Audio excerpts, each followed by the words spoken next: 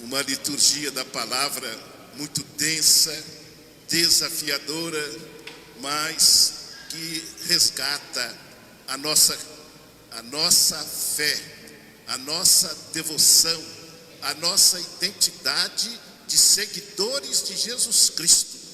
Podemos também até ser chamado, como está na primeira leitura, o resto de Israel. Meus queridos irmãos e minhas irmãs, tentando transmitir para vocês essa palavra que nós acabamos de ouvir, nos deixa muito consciente de um amor infinito de Deus para conosco, que não pede nada demais a cada um de nós batizados, simplesmente que a gente leve a boa nova da salvação a toda a humanidade, que nenhum homem ou mulher não tenha chance de ouvir a palavra, de buscar em Jesus Cristo o modelo que nos conduz à plenitude do amor em Deus nosso Senhor. Então, a gente vendo aí essa primeira leitura tirada da profecia de Jeremias, mais de 400 anos antes de Jesus Cristo. E aqui a gente sintoniza o que aconteceu. O povo de Deus que vai atrás de idolatria, o povo de Deus que começa a degladiar-se, o povo de Deus que vai para tantos outros caminhos excluso ao caminho que os profetas convidam e chamam. Houve a divisão, Israel e Judá. O povo de Deus ficou assim dividido. Judá durou pouco tempo, mas Israel continuou. E aí então descreve para nós o que? O sofrimento deste povo fiel a seu Deus. Eles estão no exílio. E o exílio, todos nós sabemos, é lugar de sofrimento, é lugar de humilhação, é um lugar onde a pessoa perde a esperança. E não existe situação mais tacanha do que o homem, a mulher e o jovem que perde a esperança. Aquele que confia no seu Deus e em seu Filho Jesus Cristo jamais desespera, jamais entrega os pontos. Não, ele vai sempre buscar na palavra do Senhor, que é palavra de vida e de certeza de salvação. Ele vai buscar tudo aquilo que Jesus deixa para nós como a doação, como a entrega, para a gente nunca desanimar, renovar sempre o nosso compromisso. Nós deveríamos fazer um contrato de exclusividade com a conversão, a gente sentir, hoje eu estou um pouquinho melhor do que ontem, amanhã quero estar um pouquinho melhor do que eu fui hoje. Então essa dinâmica de conversão nos leva à perfeição, buscando justamente o espelho que é nosso Senhor Jesus Cristo. Então essa leitura de Jeremias escreve justamente a fidelidade de Deus, apesar dos pecados de seu povo, apesar das suas infidelidades, Deus é fiel. E então, mais uma vez, a mão de Deus pesa sobre os ninivitas, sobre aqueles que abandonam seu Deus, e Deus liberta o seu povo, tira-o da escravidão, tira da humilhação, e agora então está bem próximo a promessa do reino, a promessa da nova terra, da nova Jerusalém, ou seja, da salvação em Jesus Cristo. Então, a palavra de Deus está nos mostrando. Podemos ter quedas? Podemos. O povo de Israel é todo cheio de quedas, de infidelidades, segue o paganismo, segue a idolatria, mas Deus continua amando este povo, apesar da dureza de seu coração. E assim também nós, apesar das nossas misérias, apesar dos nossos pecados, Deus nos ama e fica aguardando o momento de conversão, de mudanças de atitudes. E aí então Jeremias descreve, né, a saída lá no exílio dos assírios, vida nova. Vamos para a terra que o Senhor nos prometeu, vamos recomeçar tudo, porque Ele é fiel, realizará a sua aliança. Então é um momento de expectativa de receber quem? Aquele que é a promessa do Pai, Jesus Cristo, retornar, né, o povo, ele chama de o restinho, aqueles que sobraram, né, para continuar fiéis. Esses foram aqueles que colocaram a confiança, colocaram a sua segurança e foi enfrentando o exílio, mas confiante: o Senhor nos libertará. E assim aconteceu.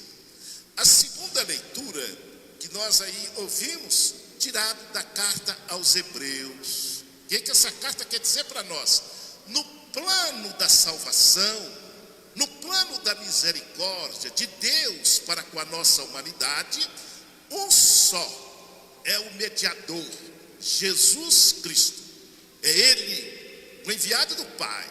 É Ele que identifica-se conosco, exceto no pecado, e passando por todo tipo de humilhação, a ponto de uma cruz, isolado, e do lado dele 2 condenados, e Jesus, naquela situação, que entrega ao Pai o seu Espírito e pede, suplica ao Pai: não leve em conta os pecados, porque são ignorantes e não sabem o que faz.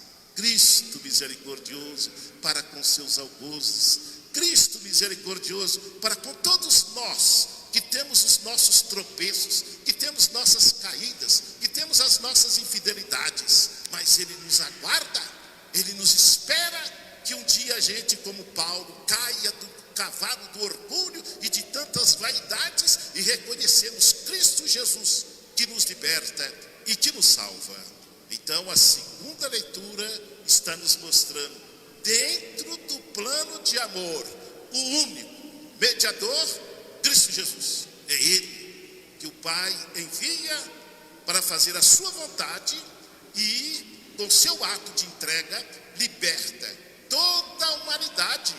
Não é só para um grupinho de privilegiados, não. A morte e ressurreição de Cristo é para todos, homens, mulheres, jovens, adolescentes, todos. Mas nem todos o acolhem, nem todos querem nem saber de ouvir falar em Jesus Cristo. E não é pouco não, viu gente? Mais da metade da humanidade não reconhece Jesus Cristo como Salvador. Mais da metade da humanidade joga Jesus para o escanteio. E aí então nós vamos vendo que, se não vivemos o mandamento que Jesus nos deixa, o mandamento do amor, o mandamento da compaixão e da misericórdia, somos pobres e infelizes, porque não temos mais nada que dê sentido à nossa vida, quando nós deixamos o caminho que nos leva ao Pai, Senhor Jesus, e vamos sendo aí embrulhados, ludibriados pelos meios de comunicação, por uma sociedade capitalista, consumista. Nós desviamos, e aí Ele fica esperando um momento de conversão, um momento de retornar o caminho que nos é proposto, Cristo Jesus. E é Ele que chama todos: venham e sigam-me, eu vos darei a coroa da vitória, a todos que perseverarem, Cristo Jesus. Então a promessa é muito clara, não é? Esse evangelho, Jesus está fazendo a sua chamada caminhada teológica. Jesus está indo para Jerusalém. Jerusalém já está armado o circo, viu?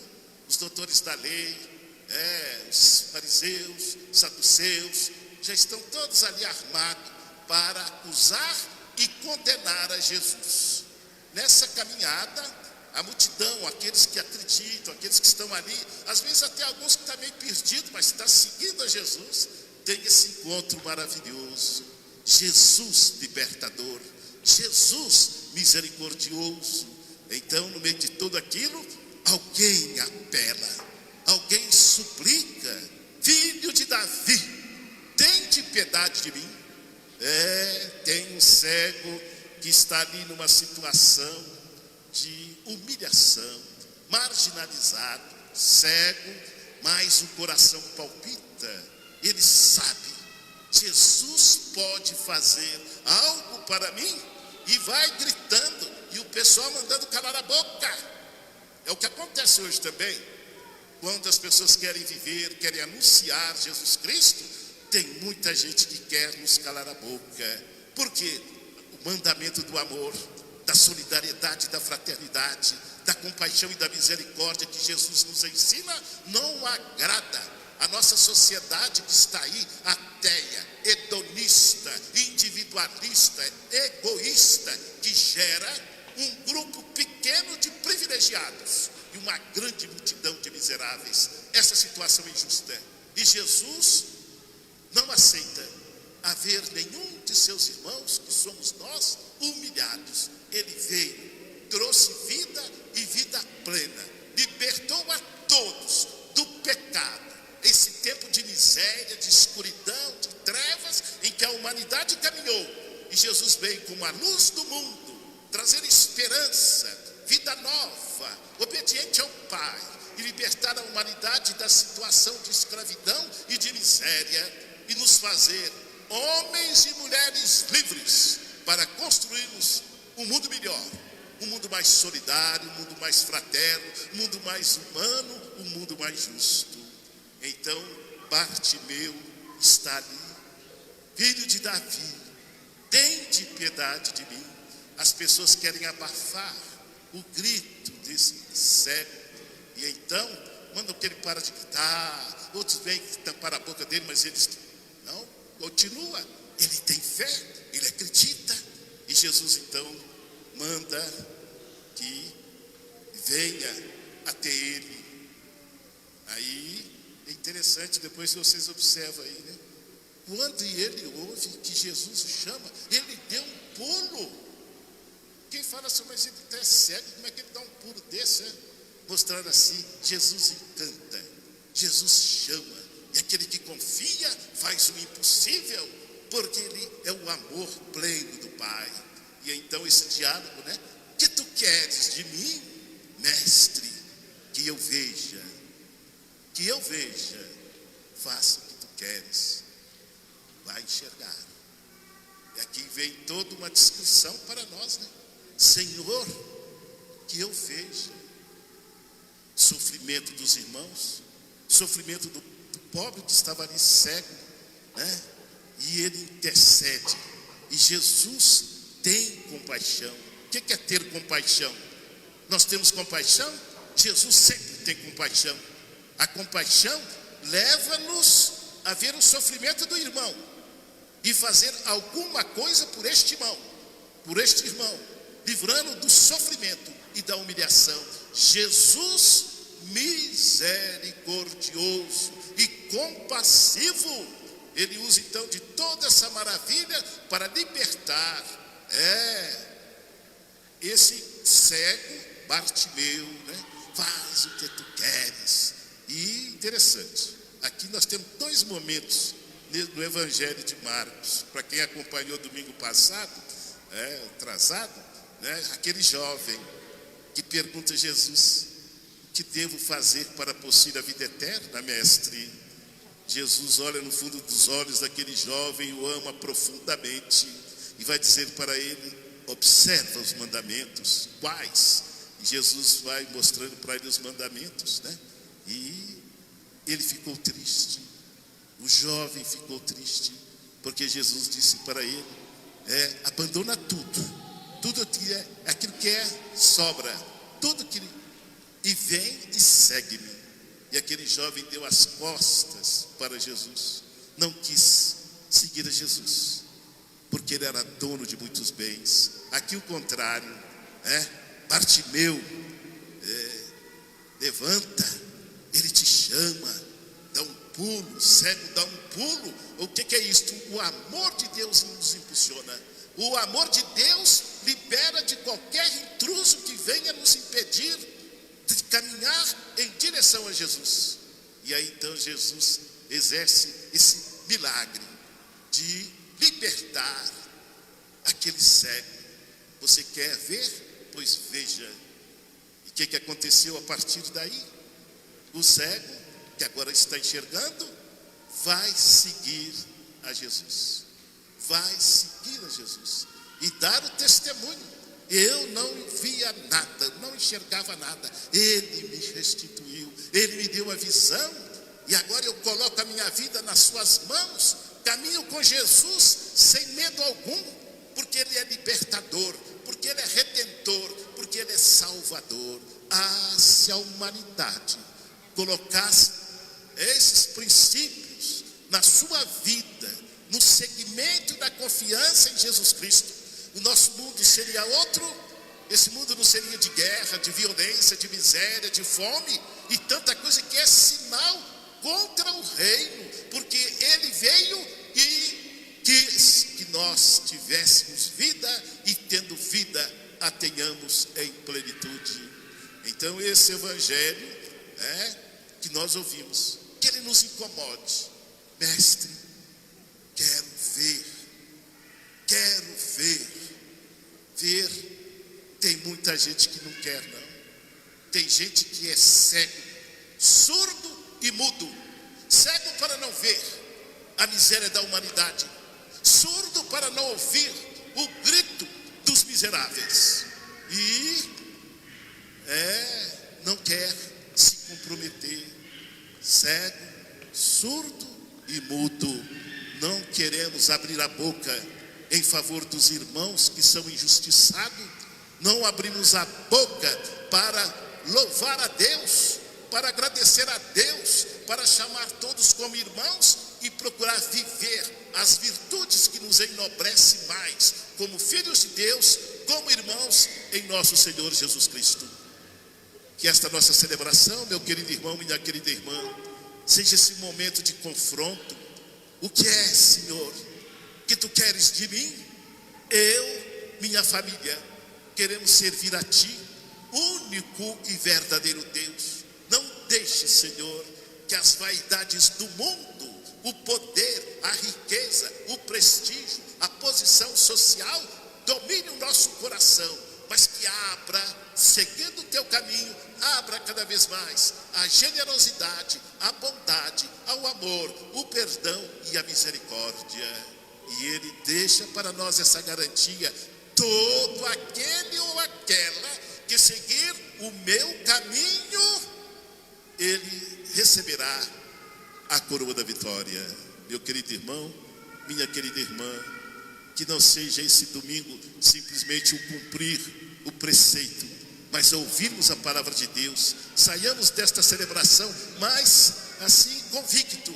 Se não vivermos o amor, se não vivermos o perdão, se não vivermos a misericórdia, se não lutarmos para um mundo melhor, em que todos tenham vida decente, apenas meros ouvintes da palavra. São Tiago vem dizer para nós: não basta serem ouvintes, é preciso que sejamos ouvintes e praticantes da palavra. E levando a palavra de Jesus, o mundo torne-se mais cristão, na vivência das virtudes, da fraternidade e tudo que nos dignifica mais, como filhos de irmãos, como filhos e irmãos em nosso Senhor Jesus Cristo.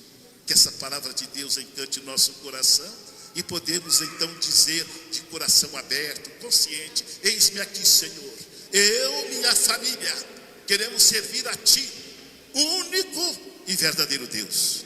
Façamos a nossa profissão de fé.